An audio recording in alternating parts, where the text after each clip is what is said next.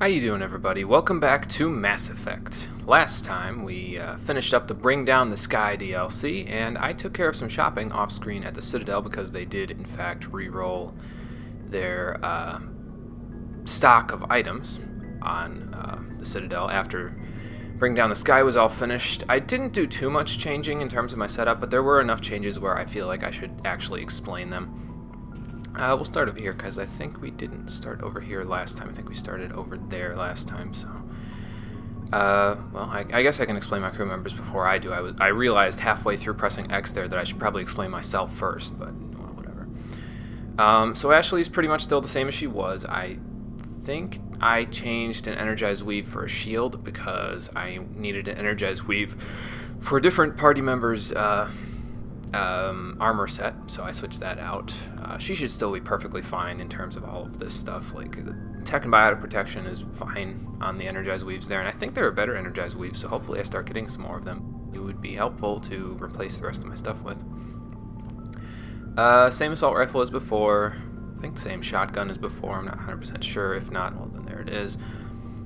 Switched her pistol, gave her some stuff for pistol because I had a bunch of extra stuff sitting around that I didn't have anything to do with. I doubt she's ever going to use the pistols, but she might as well be, fully outfitted while she can be. Same sniper rifle. I think the only thing I changed on this one, like before I had high explosive rounds for her ammo, I switched them to sledgehammer rounds because I had a bunch of them left over. And after seeing Garrus's extreme lack of DPS with his sniper rifle in the Bring Down the Sky DLC, I decided to preemptively switch that out for something else. And I had a bunch of these, and I was like, a sniper rifle could probably knock somebody off their feet if they don't die. It kind of makes sense, and then they take a little bit of poison damage along the way as well, so that's not too bad. And it just negates the frictionless materials heat damping, so she has extra accuracy on this. And then heat damping is exactly the same. Gets more weapons force, which knocks them off their feet, which might be nice. Might need it for certain enemies, like enemies that like to spam powers. It'd be nice to knock them off their feet from long range before they can really shoot their powers at me with any kind of quick succession. And that's about it for Ashley. I did the same thing for Garrus's sniper rifle, but we'll get to him in a second. For Caden here, I actually I kept the Titan armor on him. I was gonna switch him with the Ursa armor that Liara had on, but I was like, you know what, it's alright. He's got a bunch of damage protection on this for light armor, and that's really nice because light armor usually doesn't have high damage protection. Excuse me. So, I gave him a shield and an Energized Weave, so he has protection from basically everything that he wouldn't otherwise have. Pistol still the same as it was before. I actually found a bunch of logic arrest tools in, well, not a bunch, but I found another logic arrest tool, I think in the Spectre Requisitions office at the Citadel when I went there. It was like logic arrest tool 9. So I ended up handing that to Tally, handing logic arrest tool 8 to Garrus, and then handing logic arrest tool 6 to Caden here. And I just got rid of the Chameleon one because even though Chameleon had better tech cooldown, I like the all-around ones a little bit better at this point in the game. It just helps a little bit more. And his biotic amp is the same as it was. So that's about it for that. Garrus will do last because he's probably the one with the most changes. Rex, I think, has the least changes because I don't think I've actually done anything different with him. No, that's the same. I'm pretty sure that's the same. Did I get anything new here? I think I might have, the only thing I might have done is given him a kinetic coil on this Kovalyov 9. I think I upgraded from Kovalyov 8. But I think that's the only different thing that I did for him is giving him the kinetic coil rather than a kinetic stabilizer, because his amp's the same, his armor's the same, probably will be the same for the rest of the game, so it's like, nothing else new there. Did I get a grenade upgrade off screen on the Citadel? I don't think I did, excuse me, but I might have. I have 9 grenades now, so if I had 8 in the last episode, I had 9 grenades in the last episode, so never mind. I must have gotten it from one of the things last time. Anyway, so Tally, it looks like a complete and absolute badass. Like, I would not want to run into this in any kind of alley, dark or light. She looks like super intimidating now, and she is super intimidating because this armor is ridiculously strong for Quarian armor. Still can't believe I got this in a drop in a storage container. It's ridiculous. But I gave her some shields and some Energized Weave because her damage protection is high enough for her to really not care about anything else for the rest of the entire game. So I just fixed that. What else? Her shotgun, I think I put frictionless materials on there rather than stabilizer, I think, because with the extra accuracy that the combat optics offer her, She doesn't necessarily need the weapon stabilization as much. She has enough accuracy to where I'd rather just have her shoot more rather than, you know, have to worry about accuracy. I think this is the same as it was before. I haven't gotten enough scram rails to really help me out here, so I'm still stuck with rail extension 7s on a lot of my guys, but that's okay. We'll probably get more later. There's that logic arrest tool 9 I was talking about. It's probably going to end up being the go-to Omni tool for this entire playthrough, which is kind of funny because there's an argument in Mass Effect 3 about what's the best Omni tool as one of the Radiant conversations between your crew members, and it's just like, I can't really argue anymore because we're all using logic arrest, so, except Liara, but that's because she's not using electronics, so it's like, eh. But I did hand her the Predator L8 armor that I used to have equipped. I gave her double ablative coating / energized plating. She has ridiculous bulk now as a unit. She has, let's see, how much more damage protection? 19 and 16, so that's like 35 extra % damage protection on top of the 26 that she already has, if that's a percentage. If the damage protection there is a percentage and then they add them on top without doing it compoundly, because I honestly, for the life of me, I can't remember how to do compound percentages because I'm an idiot and I don't remember that kind of stuff from 3rd grade. But the point of the matter is she's really got a lot of defensive stuff now. She's got a lot of shields, even for a primarily biotic unit, and she has a lot of attack and biotic protection, which is really good. Other than that, I think this is basically the same as it was. That's the same as it was, and so is that. So basically she just got the Predator armor, and that's it, except for Garrus. And I mentioned before, excuse me, I need to take a drink. I mentioned before that I really needed to get him some new armor. Well, I finally found him some new armor at the Citadel, and I will equip it here in just a second. I'll probably cut to it so that way you don't see the actual outfit that he has on right now. Okay, so this is the Phantom 10 armor. It's basically Nihilus's armor from the beginning of the game. It's the highest leveled Turian armor that you can get. It looks like medium armor almost. It basically looks like the Agent armor, except it's Phantom armor, so it kind of matches up with Colossus, right? It's from the Ceres Council, so you know it's really good. I put ablative coating on there and energized weave on there, so now he's like ridiculously strong, right? But you'll notice something. It's light armor. It's Turian light armor, and even when this armor looks like medium armor, if you put the helmet on, no, I can't do that. It doesn't work. I'm sorry. I understand that this is the most powerful armor that Garrus will ever get, and he will basically be unkillable for the entire game if I put this armor on him. But I can't do that with the helmet, man. Especially when I have this Predator 9 armor over here, and just look at how much better this looks. Like, this is the Phantom armor, okay? This is the best armor for Turians in the entire game, as far as I know. There might be Colossus armor for Turians, but I think the Krogan get Battlemaster armor instead of Colossus, and then this is what the Turians get, is Phantom armor instead of Colossus. But point is, how can even the best armor in the game compete with the aesthetic looks of something like this? Look at that shit. I used to say, yeah, he looks like Space Batman. He is Space Batman now. Garrus is now Space Batman. That's what this armor makes him look like. So, you guys are going to kill me for doing this, and I'm feeling the effects of it already from the past. I'm feeling the effects that you're giving to me in the future, right at this point in time that I'm recording this, but I'm gonna get rid of the Phantom 10 armor. It's the best armor for him in the game, but I'm gonna get rid of him because I don't like it aesthetically. And I know that's the worst kind of reason to not keep armor, but I might as well make this game somewhat challenging, you know? It's already not hard enough as it is. I didn't have a kinetic coil to give him here, so I kept him on that, but I gave him combat optics on his assault rifle, now that we've established everything that I did. And then I also gave him sledgehammer rounds, so he can knock enemies off their feet when he's shooting them with a sniper rifle from long range. We'll be using that later on in this very same play session, will we? Maybe we won't. Maybe we will, maybe we won't. I don't remember. Gave him the Logic Arrest Tool 8 that I was talking about that I gave to Tally before I found the Logic Arrest Tool 9. And then the Predator armor, like I said, because it just looks so much more badass than anything else that he could possibly get. I'm just not a fan of light armor for Turians. I'm sorry.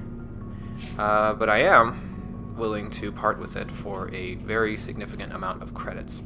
over here. I had so many credits it didn't even matter that I bought it. Like I bought it, I was like, oh my god, that's so good, and then I was like, oh, it's light armor. For supplies? And then I tried it, and I was like, well, it might be all right because I tried it without the helmet on, and I was like, oh, it looks like medium armor. Maybe it'll be all right. And then I put the helmet on. I'm like, oh, shit.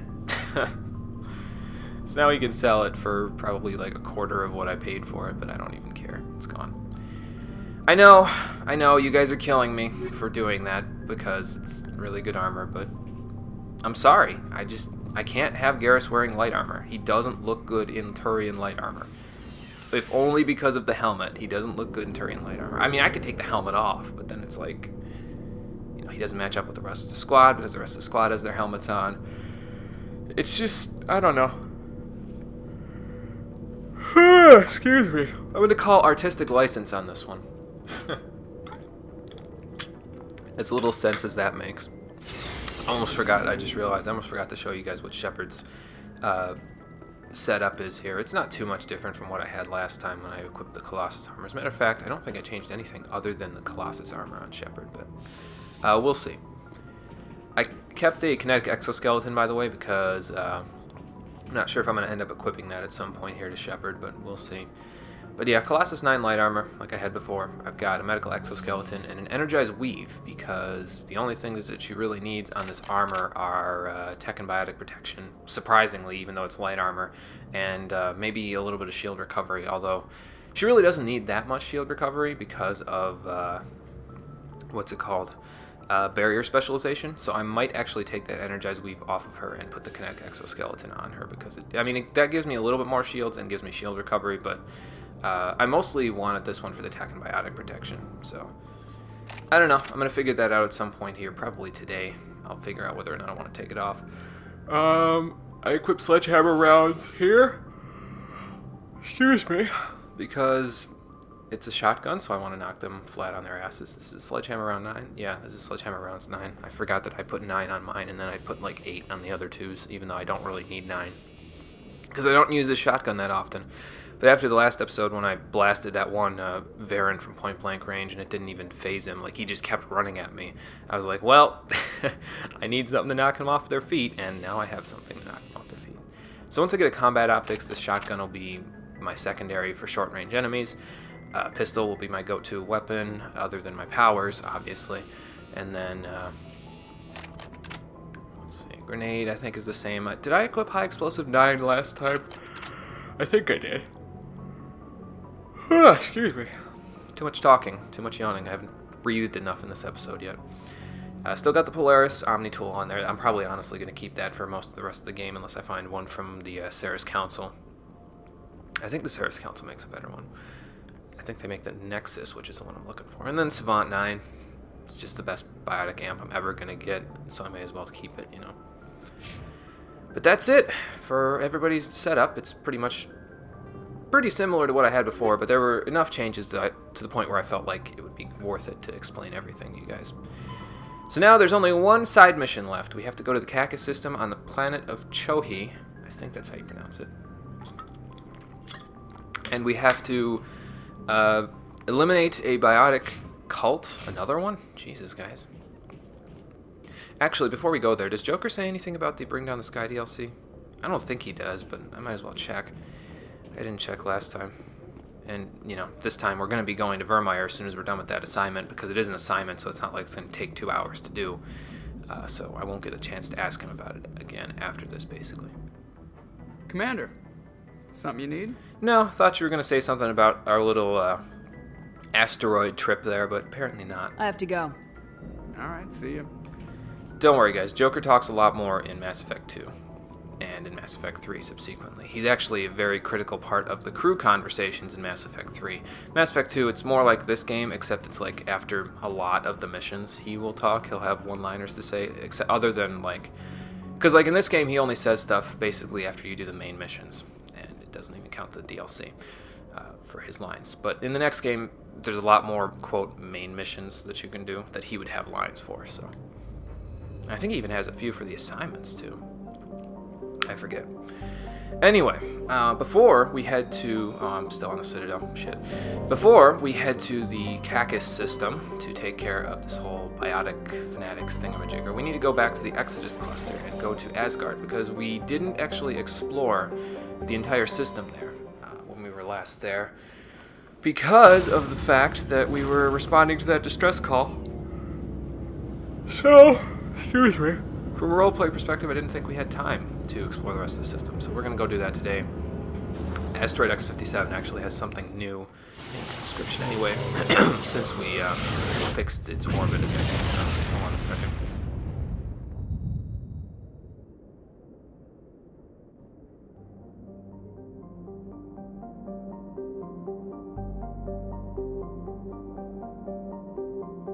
Okay, sorry, it's too cold outside, so I keep having to blow my nose. Yeah, I might be getting a little sick, which is unfortunate, but, well, what are you going to do? Playthrough's almost over anyway, so hopefully I'll get through it before I start really feeling sick. It also might be from my breakfast. I might have mucus dripping down the back of my throat from just eating something or anything. I don't know. Point of the matter here is we have the rest of the system to explore. Does Terra Nova have anything new to say? Nope. Point is, planet's saved. Asteroid X-57 is all the frickin' way out here now. They better be careful. It might collide with Bohr if they're not careful with it. But now Asteroid X-57 has a new description. Asteroid X-57 has been brought under control. Once repairs are complete, the asteroid will be carefully maneuvered into geosynchronous orbit around Terra Nova. Though the Batarian terrorists have destroyed several months of work, experts predict it can still be open for business before the end of 2184. Which is good, because, you know, that means that despite the fact that they almost killed 4 million people, the Batarians actually didn't do too much to stop the use of Asteroid X-57 as an orbital station for Terra Nova. It's cool, And I guess the fusion torches that they had on the asteroid kind of explain how, like the Krogan might have been able to take asteroids and drop them on planets. They'd probably just use fusion torches, but I can't see the Krogan using fusion torches, honestly. It seems like too large of an engineering investment, and I've seen a Krogan Vanguard because biotics and Rex are two things that happen, but a Krogan engineer, I don't know, seems too far-fetched for me. Anyway, let's explore the rest of the system, starting with Bohr. You read a little bit about this in Terra Nova's description. Bohr is a huge hydrogen-helium gas giant with over 90 moons. Its striking coloration is caused by the light of ionized hydrogen filtering through an upper cloud deck of sodium. That's interesting. The source of the ionization has not yet been confirmed, but Bohr's mass, equal to 6 Jupiters, and high temperature suggest it may be a small brown dwarf, a large gas giant that has gained nearly enough mass to ignite into a small star. That would be pretty cool, although it wouldn't be very cool for Terra Nova if it became a star, because then... I guess, would Bohr just migrate into the center of the system then if it became a brown dwarf? Terra Nova's kind of close to that, so you might want to be careful about that. Anyway, though Bohr's deep gravity well makes mining operations difficult, it is the only gas giant in the system. The hydrogen needed for the local fuel cell industry, combined with the ever-present need for helium-3 fusion torch fuel, make it economical to mine. Doesn't change the fact that it could turn into a brown dwarf at any second and totally rip Terra Nova apart, because look at where Terra Nova is situated. It would be between 2 stars at that point, although I don't know if a brown dwarf would have enough gravitational pull to really affect Terra Nova's orbit. But it's possible, and that's why I'm worried. Tyr. Tyr is compositionally quite similar to Earth. However, it lies over 4 AU from Asgard and possesses an atmosphere primarily composed of nitrogen and ethane instead of oxygen. While a potential target for terraforming, the presence of the shirt-sleeves habitable Terra Nova in the same system relegated Tyr to a support role. So basically we won't need it until, something bad happens to Terra Nova, which, as I said before, if we have a brown dwarf in the system, it's distinctly possible with Bohr. Nearly 100 corporations, human and alien, have constructed extensive tele-operated mining, refining, and manufacturing facilities across the face of Tyr. Combined with the platinum lodes of Terra Nova, the resources they produce are driving development of the local hydrogen fuel cell industries. The Asgard system now supplies nearly 4% of the galactic market. Wow. That's not 4% of the human market either, that's 4% of the galactic market, which is A fairly sizable amount considering it's one little planet, you know. I guess it's not that little, it's about the size of Earth, but whatever. A colony was founded here shortly after Terra Nova's population of 47,000, mostly probably for the manufacturing facilities, and the capital is Kaldidalur, I think. Let's just call it California and call it a day. Loki, all the way out at the fringe of Asgard. I guess that makes sense. Loki is a small terrestrial world with little to recommend it. One hemisphere is largely covered by an ice cap, and the other by craggy basaltic highlands. Yeah, I can see that. The rough, varied terrain suggests an ancient cataclysm caused significant damage to the world. This is seemingly reinforced by its unusually elliptical orbit, which reaches anywhere from 6.5 AU at perigee and 7.1 AU at apogee. Jesus, that's quite a ways for it to move. That's like more than half the distance between Earth and the Sun. It wavers in its orbit, so it's more oval shaped of an orbit than anything else. It's quite a ways to waver. Again, guess it makes sense because Loki is kind of a trickster, so he kind of wavers in his loyalties, doesn't he? Anyway, penetrating scans of Loki's ice cap reveal a network of crisscrossing subterranean tunnels. Because some of the tunnels were surprisingly regular in shape and size, early expeditions looked for evidence of excavation. It was concluded they formed by natural processes. So volcanic activity, maybe? Although that is ice caps, so they wouldn't really have volcanoes because the ice caps would melt. Loki's thin atmosphere is mainly composed of krypton and xenon. When it approaches perigee, frozen sulfur trioxides and dioxides can evaporate into clouds on the hemisphere facing Asgard. Okay, makes sense because the surface temperature heats up, and then it evaporates a bunch of this stuff.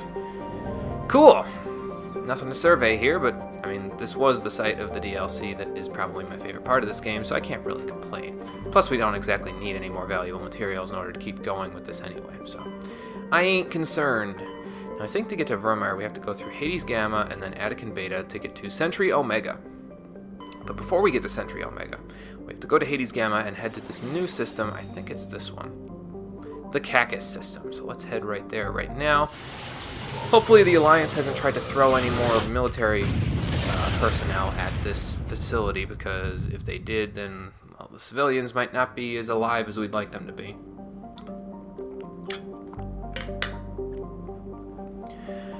But first, let's explore around the system, starting with Zayarder.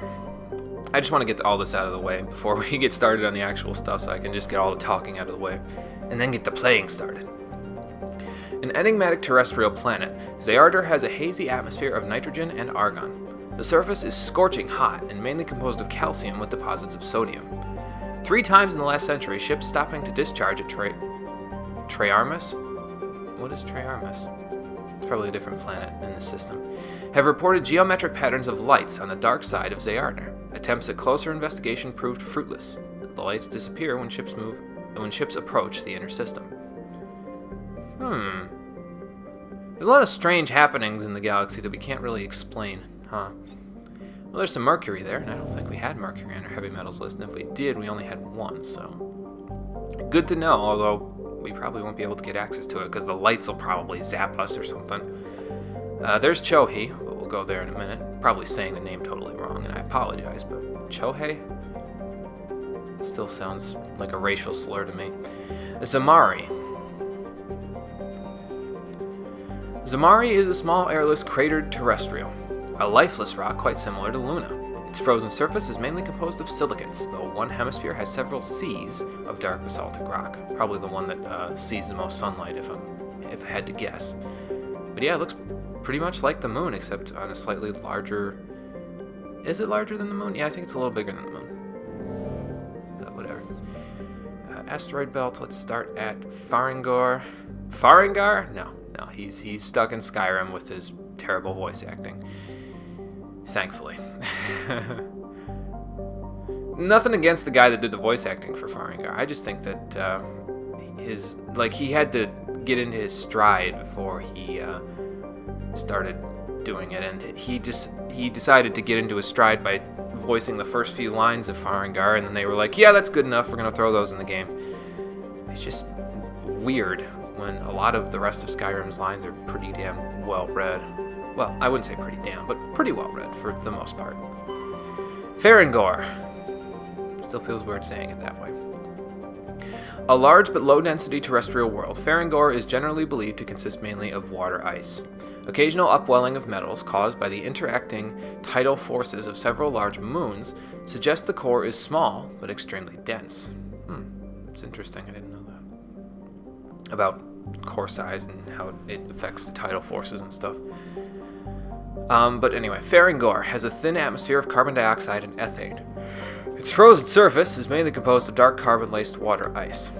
10 years ago, Farangor's grim surface color and dim illumination drew the cinematographer Risa Yuvarson to film the exterior scenes of Starless on location. Is that like Loveless, except in the galaxy? That's a Final Fantasy VII reference. Acknowledged as a masterpiece of gothic horror, the sets, well preserved by the vacuum, draw hundreds of tourists to the backwater system every year. Actually, yeah, it probably wouldn't be too far off. It wouldn't be too far off if we're talking about gothic horror, because Loveless was kind of I guess it was a romance, but it wasn't exactly it was more like a film noir, I suppose. But, well, whatever. It's a big planet, though. 11,129 kilometer radius, so it's like 22,000 kilometers across. It's quite a ways. And we found some polonium here on the surface of Farangor, which I guess is good. We need it for rounds, but there's Treyarmus. I was wondering when we were going to get to you. Treyarmus is a hydrogen-helium gas giant with a powerful magnetic field, making it a popular discharge site for freighters working the Anansi-Ishtar shipping route. Okay, that makes sense. It is popular enough, in fact, that Quarian ships can often be found loitering in orbit, selling the freighter crews cheap refreshments, salvage, and odd craftworks assembled by their children. Oh, that's cute. There are no ships in orbit at present, however. I thought we were going to be able to, see Tally's people, maybe. But no, that's not in this game. That's in the next game. But I guess they must have discharged the freighter here, and then they were like, hey, look, you can see the dark side of Zayardar. What the hell are all those lights? I'm kind of surprised they can see it through the asteroid belt, but, I guess they do have really good, zooming technology now, especially with all of the crazy Prothean technology running around all over the place. Although, as we have said before, we are suspecting that the Protheans did not create all of the technology that we use. Possibly some of it, but they mostly were on the backs of everybody else, so maybe they weren't as powerful as we imagined. I'm just thinking about something that happens in the third game that might relate to that. Anyway, Chohi is a terrestrial planet whose surface is mainly composed of aluminum with numerous deposits of calcium. Though it has enough mass to retain a dense atmosphere, Chohi is nearly a vacuum. This lack of atmosphere allows a moderate average temperature, but the differences between day and night are extreme. Yeah, it sounds like it. The surface of Chohi's sunward-facing side, so is it tidally locked? It's usually covered by a haze of volatiles, mainly water vapor and carbon dioxide, which return to the ground as frost over the course of the long, cold night. No, it can't be tidal locked, or else it wouldn't have day and night, would it? Whoops. The Serta Foundation has established a research outpost on Chohi to investigate the native subterranean life of the planet, which shows incredible resilience to extremes of heat and cold. And obviously they're the ones that have been taken hostage by these biotic fanatics. So we are going to have to rescue them, and then maybe the Serta Foundation will give me a discount? No, I wouldn't do it just for the discount. I wouldn't do it for the discount, period. There are innocent lives at stake, so that's what I'm doing this for, damn it.